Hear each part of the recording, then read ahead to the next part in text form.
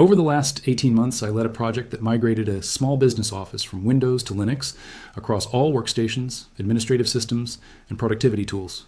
The project was driven by specific business considerations, including cost concerns, privacy concerns, and the specific upcoming end of support for Windows 10. The migration has now been complete for approximately 9 months, which is long enough to evaluate the specific outcomes rather than just the specific initial experience. The results include specific cost savings that I will describe in detail, specific operational outcomes that have been generally positive, specific challenges that arose and how they were addressed, and specific lessons that I think are relevant for other small businesses considering similar migrations.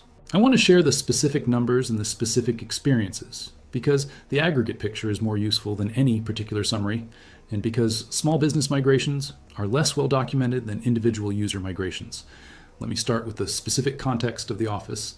The office in question has approximately 20 workstations, serving approximately 25 employees with some shared stations.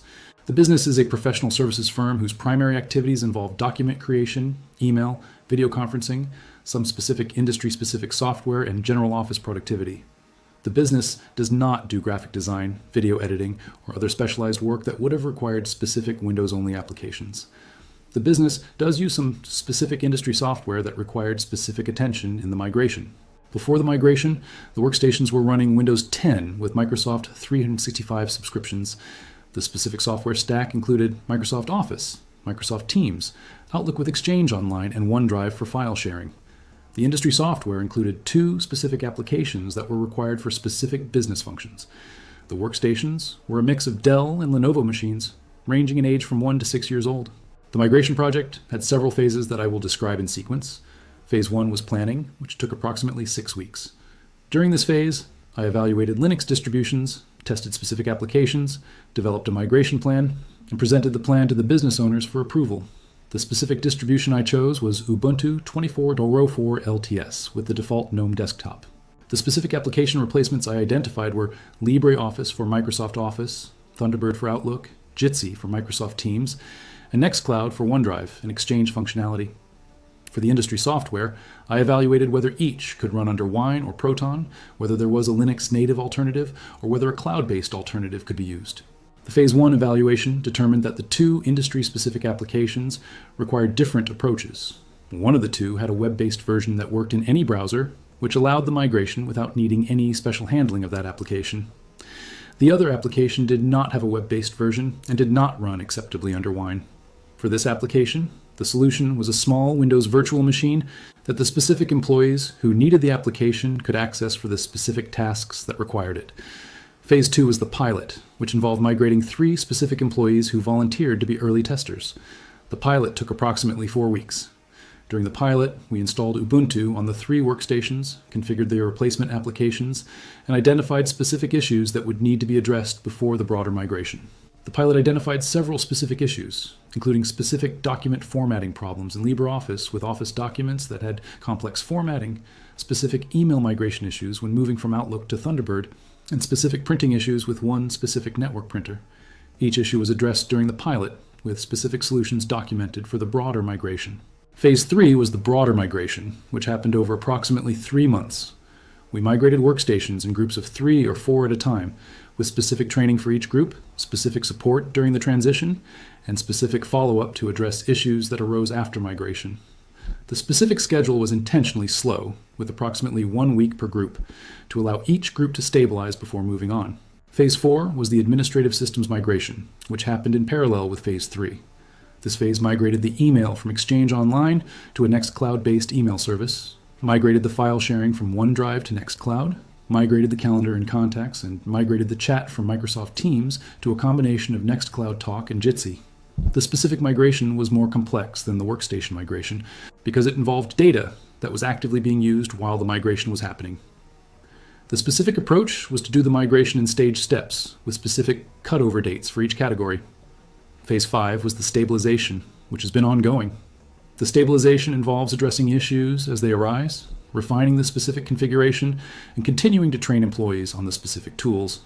Now, let me describe the specific cost savings. The direct software cost savings are substantial. The Microsoft 365 subscriptions At approximately $22 per user per month for Business Standard, we're costing approximately $5,500 per year for the 25 user licenses. These subscriptions have been replaced by the self-hosted Nextcloud infrastructure and the free LibreOffice and Thunderbird. The Nextcloud infrastructure costs approximately $80 per month for the specific hosting we chose, or approximately $1,000 per year. The annual direct savings on productivity subscriptions is approximately $4,500. The operating system cost savings are additional. Windows 11 licenses for new purchases are approximately $200 each. For the 7 workstations that would have needed upgrade or replacement to run Windows 11, the operating system cost alone would have been $1,400. By moving to Linux, this cost is avoided entirely. The hardware longevity savings are less direct but more substantial. Under the Windows 11 trajectory, approximately half of our workstations would have needed replacement over the next 2 years because of the hardware requirements. The replacement cost, at approximately $1,000 per workstation, would have been approximately $10,000. Under the Linux trajectory, the workstations continue to function adequately, and the replacement schedule is based on actual hardware condition rather than on software-imposed obsolescence. The specific savings over the next 2 years is estimated at approximately $5,000, with the understanding that some replacements will still happen as hardware actually fails. The reduced support cost is another savings category. The specific Microsoft-related support tasks that we previously handled, including license management, subscription management, and specific Microsoft product issues, have been replaced by different categories of support tasks related to Linux. The specific total support time has been approximately equivalent, though the distribution has shifted. For the business, this is not a direct saving, but it is not an increase either, which is meaningful given that many businesses assume Linux migration will increase support costs substantially. The total annual savings, considering the direct subscription cost and the hardware avoidance, is approximately $7,000 to $8,000. Over 5 years, the cumulative savings are substantial, approximately $35,000 to $40,000. For a business of our size, this is a meaningful amount. Now let me describe the specific operational outcomes. Employee satisfaction with the new tools has been generally positive. After the initial adjustment period of approximately a month, most employees have adapted to the new tools and report being comfortable with them. Specific complaints have been primarily about specific features of the new tools that differ from the Windows equivalents. Specific benefits that employees have noted include better performance, less advertising in the interface, and a general sense of a cleaner computing experience. Productivity has been essentially unchanged. The specific tasks employees do are the same, and the new tools allow the tasks to be completed.